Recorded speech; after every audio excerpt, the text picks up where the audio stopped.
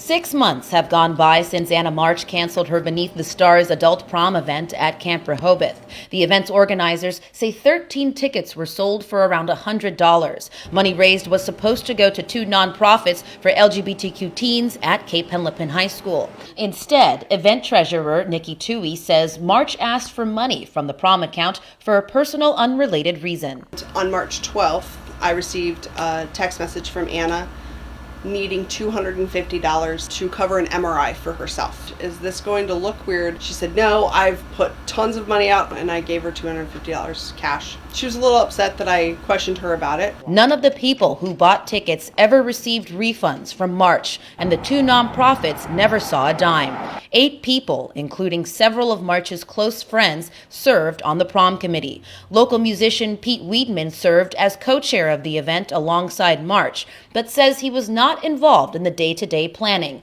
March was. Weedman says he never handled money throughout the months of planning. March did. Weedman declined to be interviewed on camera for this story.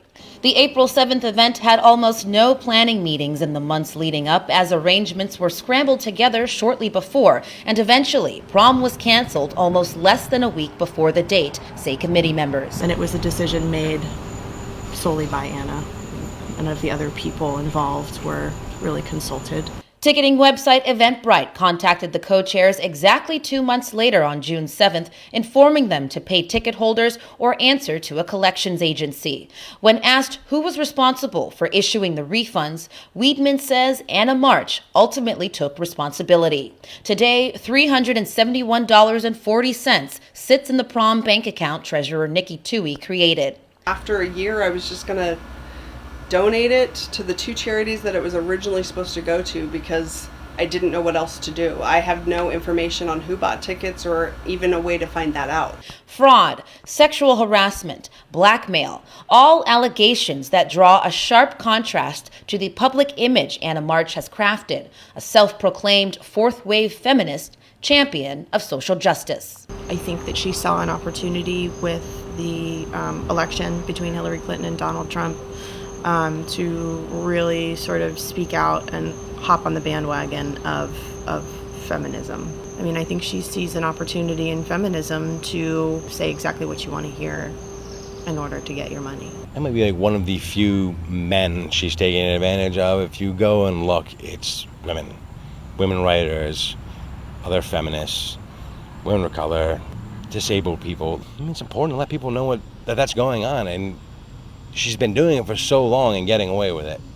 Despite the money and trust they've lost, March's former friends say they're not ready to be pessimistic about people just yet. If I let this and her taint that part of me, then she's won. And I'm not going to let that happen. Maybe my spidey sensors will go up a little bit quicker next time. I trust people. I do. I believe in people. And I'm not going to let her take that away from me. Today, Anna March still lives and works in Rehoboth Beach, offering literary consultations for prices listed up to $2,600 on her website.